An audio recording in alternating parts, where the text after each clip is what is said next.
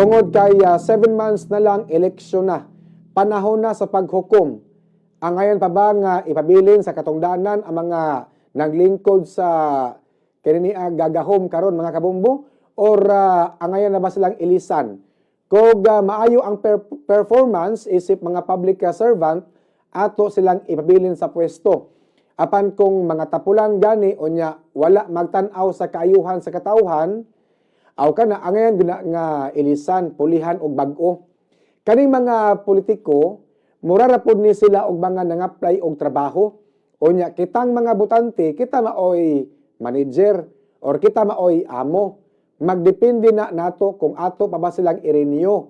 Pinagi sa pagbutar nila og balik aron makabalik pa sila sa pwesto.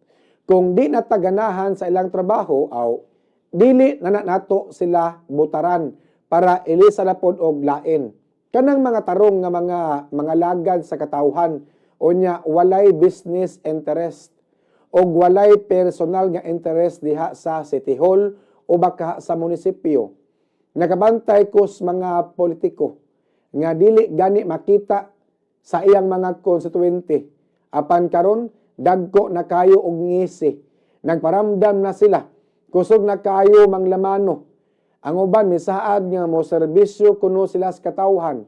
Wala gani sila makaserbisyo sa ilang pamilya o niya mo serbisyo na noon sa katawhan. Mao na nga hashasi og maayo kung kinsa inyong butaran sa umaabot nga eleksyon.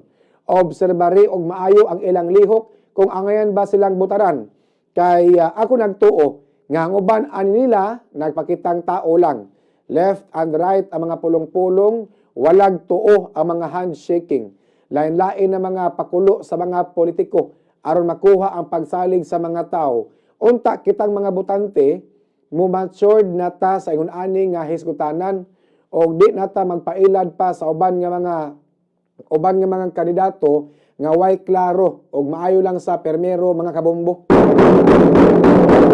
Sige. So mao na no unya og